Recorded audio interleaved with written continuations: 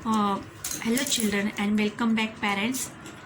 आज मैं 6th standard Marathi subject माझा अनुभव पढ़ने जा रही हूँ। पेरेंट्स, आप अगर नए हो तो मेरे चैनल पर तो प्लीज़ सब्सक्राइब कीजिए। सेकंड लेसन माझा अनुभव। वार्षिक परीक्षा संपली, मी आणि रीमा घरी आलो। घरी पोचताच आईने सांगितले, उद्या आपल्याला आगगाडीने मामाच्या गावाला जायचे आहे। रीमाने आनंदाने उड्या मारल्या, पायातले पैंजण छुमछुम वाजत ती घरभर फिरली। फाइनल एग्ज़ाम ख़त्म हो गई। लेखक है जो वो अपना खुद का अनुभव बता रहा है। वो लेखक और उसकी जो बहन है घर पे आ गए। घर में जब भी आते तो उनकी माँ कहते कल हमें मामा के गांव में जाना है ट्रेन से। तो रीमा क्या होती है, खुश होती है और क्या उछल पड़ती है।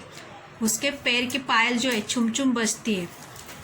यहाँ पे देखो, लेखक और उसकी बहन रीमा और उसकी माँ यहाँ पे ट्रेन में बैठे, ट्रेन के डिब्बे में बैठे। मामाच्या गावाला जाण्यासाठी आम्ही सकाळी निघालो।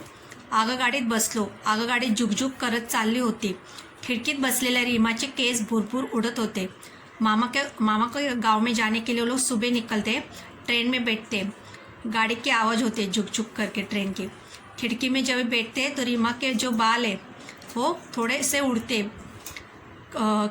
खिडकीतून येणाऱ्या उन्हामुळे तिचे डोळे लुकलुकत होते। तिचा चेहरा प्रसन्न दिसत होता।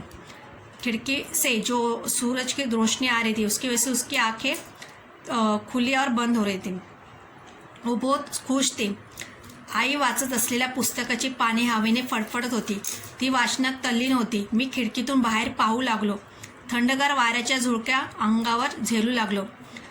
उसकी माँ, लेखक की माँ क्या पुस्तक पढ़ रही थी, तो उसके जो पेजेस है वो हवे से फड़फड़त, मतलब हवे से उड़ रहे थे ऐसे, उसका आवाज़ आ रहा था फड़फड़ करके। वो रीडिंग में, मतलब उसकी माँ जो है पुस्तक पढ़ रही थी, वो रीडिंग में बहुत तल्लीन हो गए, मग्न हो गए।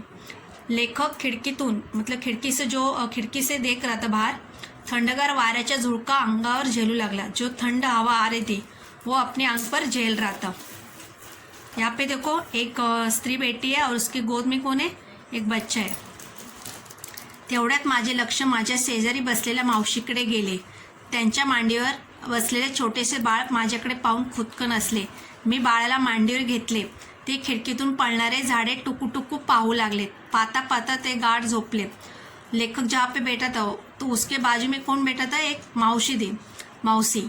तो उसके गोद में कौन था, एक छोटा बच्चा था। ये देखो यहाँ पे दिख रहा है ना। तो वो बच्चा उसको देख के हंसता है। तो वो क्या करते, लेखक उसको अपने गोद में लेता है और वो बच्चा है ना खिड़की के बाहर देखता है कि झाड़ वगैरह देखता है। वो देख के क्या करते, हो सो जाता है। स्टेशनवर बैलगाडी घेऊन मामा आला होता। रीमाने पळत मामाला गाठले। आम्ही बैलगाडीत बसलो। बैलांच्या गळ्यातील घुंगुरमाळा खुळखुळ वाजत होत्या। स्टेशन पर कौन आया था, मामा आया था बैलगाड़ी लेके। रीमा भाग के मामा को पिलकती है। बैलगाड़ी में बैठते, बैल के गले में जो घुंगुरमाला है उसकी खुळ ऐसा आवाज आता है। बैलगाडीच्या चाकाचा खडखड आवाज तालात येत होता। आम्ही घराच्या रस्त्याला लागलो तोवर सायंकाळची वेळ झाली होती। पानांची सळसळ, नदीच्या पाण्याची खळखळ ऐकू येऊ लागली। झाडीतील पक्ष्यांची किलबिल, शेतात चरणाऱ्या गायींचे हंबरणे, बकऱ्यांचे बेबे हे सारे वातावरणात मिसळून गेले होते। शेतातील पिके वाऱ्यावर मंद मंद डुलत होती। मन आनंदाने थुई नाचत होते। अभी वो लोग जो बैलगाड़ी में बैठते तभी आवाज़ मालूम है ना आपको कैसा आता है, खड़खड़ आवाज़ आता है। और शाम का समय था। जो पेड़ के पत्ते रहते उसका आवाज़ आ रहा था सड़सड़। नदी का पानी उसका आवाज़ आ रहा था खड़खड़। पेड़ पे जो पक्षी बैठे थे उसका आवाज़ आ रहा था किलबिल। खेत में जो गाय जा रहे थे उसका हंबरना, बकरी का बेबे आवाज़, वो सब सुन रहे थे। शेतातली पिके वाऱ्यावर मंद मंद डुल होती। खेत में जो आता है, पीक आता है, वो भी कैसा डुल रहा था, मतलब हिल रहा था।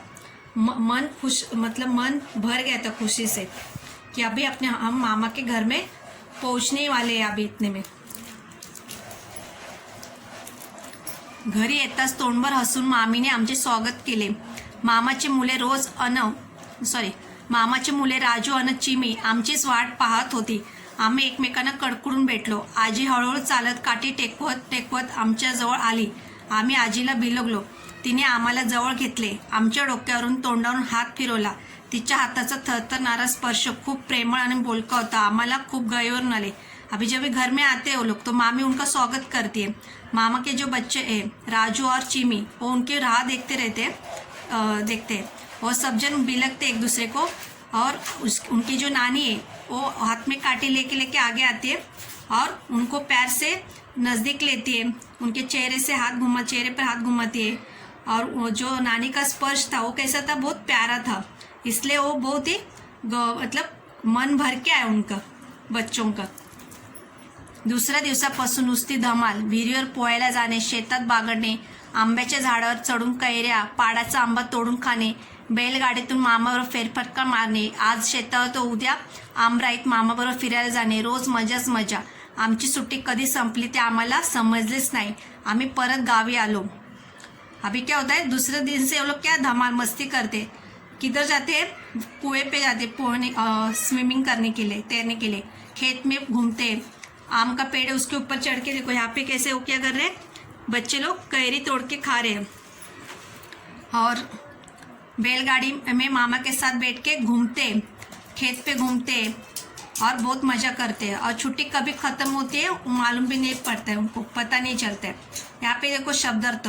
लुकलुकणे, चमकणे, तल्लीन होणे, दंग होणे, गुंग होणे, कडकडून भेटणे, प्रेमाने मिठी मारणे, बिलगणे, प्रेमाने जवळ येणे, गैरवरून येणे, मन भरून येणे, धमाल, मजा, पाडाचा आंबा, अर्धवट पिकलेला आंबा, आमराई, आंब्याच्या झाडाची बाग. स्टूडेंट, मैं नेक्स्ट वीडियो में इसका क्वेश्चन आंसर आपको देने वाली हूँ. और पेरेंट्स, आपको अगर ये वीडियो अच्छा लगा तो प्लीज़ सब्सक्राइब कीजिए. Thanks for watching this video.